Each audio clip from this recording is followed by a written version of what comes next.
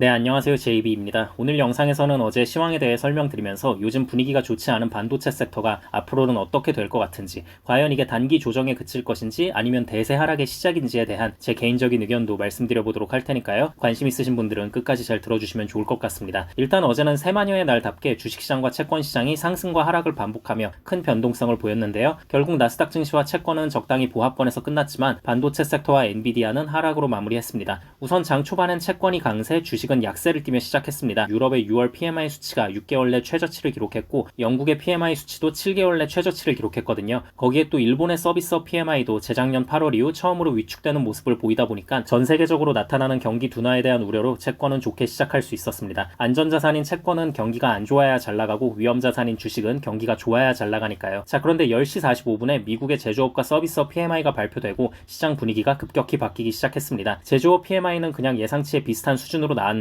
서비스업 PMI는 예상치를 크게 상회하는 수치가 나온 건데요. 그래서 이 지표가 발표되자 채권은 순식간에 상승분을 전부 반납하고 하락 전환을 했어요. 반대로 주식시장은 순식간에 하락폭을 줄이기 시작했고요. 앞서 발표된 전세계 경기 지표 추세에 맞춰서 미국의 경기도 적당히 꺾이는 추세인 줄 알았는데 그게 아니었던 거죠. 자, 그런데 시간이 좀 지날수록 채권이 급격히 다시 회복을 했습니다. 이건 왜 그랬냐면요. 이번 PMI 세부 내용을 들여다보니까 생각보다 괜찮았던 거예요. 일단 고용이 증가하고 신규 주문도 증가해서 1년 만에 최고치를 기록한 부분은 채권엔 다소 악재로 작용할 수 있었는데 이와 동시에 투입 가격과 판매 가격 모두 이전 대비 많이 떨어진 겁니다. 투입 가격은 기업들이 제품을 생산할 때 들어가는 비용을 의미하고요. 판매 가격은 소비자들이 최종적으로 지불하는 가격을 의미하는데요. 이 둘이 떨어졌다는 건 인플레에 굉장히 호재인 부분이죠. 그러니까 한마디로 경기는 꺾이지 않으면서 인플레도 잘 잡혀가는 골디락스 지표가 나온 거라고 볼 수 있습니다. 그래서 채권은 시간이 갈수록 회복을 할 수 있었고요. 주식시장 입장에서도 안심하며 변동성을 잘 커버할 수 있었습니다. 그리고 이후부터는 개별 기업 소식에 따라 움직였던 하루라고 보시면 될 것 같은데요. 애플은 안타깝게도 유럽연합의 디지털 보호법에 걸리면서 유럽에서 AI 출시를 미룰 수밖에 없다는 소식이 나오자 하락했습니다. 참고로 전날 중국에서도 AI 관련해서 규제를 받는 모습 때문에 하락을 했었는데 연이어 비슷한 문제로 하락을 한 겁니다. 그리고 메타도 애플과 비슷한 이유로 하락을 했습니다. 메타 역시 유럽에서 이런저런 규제에 걸리며 AI 제품 출시를 미루겠다는 소식이 전해졌고요. 아무튼 이게 보면 유럽은 참 규제가 많습니다. 뭐만 하면 이렇게 규제를 때려대고 기업들 못 잡아먹어서 안달이 나 있으니까 유럽이 갈수록 망해가고 더 이상 혁신적인 기업이 나올 수가 없는 것 같습니다. 다행히 애플과 메타를 제외한 나머지 빅테크 기업들은 호재 뉴스가 들려오며 상승할 수 있었는데요. 일단 구글은 AI 시장에서 1.2조 달러 규모의 가치 창출 기회가 있을 것이라고 판단한 UBS의 보고서 덕분에 상승했고요. 아마존은 그동안 수익성이 없던 자체 인공지능 서비스인 알렉사를 본격적으로 수익화할 거라는 소식에 상승했습니다. 그리고 반도체 섹터 소식을 보자면요. 일단 마이크론은 지금 너무 과대평가되어 있다면서 목표 주가를 하향하는 보고서가 나오며 하락했고요. 또 퀄컴은 삼성 AI 노트북에 들어가는 반도체 칩이 일부 앱과 호환이 안 된다는 소식이 들려오며 하락했습니다. 반대로 이 소식에 반사이익이 기대되는 인텔은 좋게 상승했고요. 아무튼 반도체 섹터는 그동안 워낙 많이 올랐기 때문에 엔비디아를 비롯해서 전체적으로 차익 실현 물량이 나오면서 하락으로 마무리했습니다. 자, 그럼 이제 마지막으로 과연 최근 반도체 섹터의 하락이 일시적인 조정인지 아니면 더 큰 폭락의 시작에 불과한지에 대한 제 생각을 말씀드려보도록 하겠습니다. 저는 이번 하락이 일시적인 조정이라고 생각합니다. 왜냐면 아무리 봐도 지금 반도체 섹터에는 치명적인 악재라고 볼 수 있는 것들이 딱히 없습니다. 물론 중간중간 이런 식으로 조정이 올 수는 있죠. 당연히 오르기만 하는 주식이란 건 세상에 없으니까요. 하지만 막 재작년처럼 그렇게 엄청난 대폭락으로 이끌 만한 트리거가 전혀 보이지 않아요. 일단 엔비디아라던가 마이크론이라던가 SK 하이닉스라던가 이런 기업들은 이미 내년에 나오는 물량까지 전부 다 예약을 받고 팔아버린 상태입니다. 더 팔고 싶어도 지금 없어서 못 파는 상황이에요. 여기에 최근에는 또 퀄컴까지 가세했죠. 퀄컴도 요즘 보면 뭐 마이크로소프트에 납품해야 되고 삼성에 납품해야 되고 애플에 납품해야 되고 뭐 이래저래 상당히 바쁘지 않습니까? 그리고 이렇게 팹리스 기업들이 바쁘게 돌아간다는 건 이들 모두로부터 주문을 받아서 최종 생산을 해야만 하는 TSMC는 바쁘다 못해 일감에 치여 죽을 상황이라는 겁니다. 최근 몇 년 동안 TSMC가 공장을 얼마나 많이 늘렸어요. 그런데도 도저히 감당이 안 돼서 그렇게 많이 늘렸는데도 도저히 감당이 안 돼서 지금 계속 더 늘리려고 하는 상황이잖아요. 대만에도 더 짓고 일본에도 더 짓고 미국에도 더 짓고 아무튼 지금 이런 상황이기 때문에 반도체 섹터가 대폭락한다는 건 도저히 상상할 수 없는 것 같고요. 그리고 최근 이틀 동안 강하게 이렇게 하락을 한 건 기업들의 펀더멘탈이 흔들려서라기보다는 새마녀의 날을 맞아서 그냥 단순히 수급적인 요인이 크거든요. 그리고 이렇게 수급적인 요인으로 빠진 주가는 빠르게 회복을 하는 경향이 있습니다. 아무튼 지금 상황에서 반도체 섹터의 가장 큰 경쟁자를 굳이 뽑자면 채권인데요. 채권이 좀 거슬리긴 하지만 그래도 다행인 건 최근 발표되는 경제 관련 지표들을 봐도 경기는 적당히 잘 유지되면서 인플레는 꾸준히 잘 잡혀가는 추세라는 게 지속적으로 확인이 되고 있기 때문에 저는 반도체 섹터를 여전히 좋게 보고 있습니다. 물론 저 같은 경우엔 SOXL 투자를 1번 장기 투자 계좌와 2번 중단기 투자용 계좌를 따로 운영하면서 2번 계좌는 멤버십 회원분들과 함께 적극적으로 리스크 관리를 해가며 저점 매수 고점 매도로 반복하고 있지만요. 어쨌든 큰 틀에서 반도체 섹터가 계속 계속 좋을 거라는 기존의 생각에는 변함이 없습니다. 네, 그럼 오늘 영상은 여기까지 하도록 하고요. 구독자분들과 멤버십 회원분들 모두 즐거운 주말 보내시기 바랍니다. 감사합니다.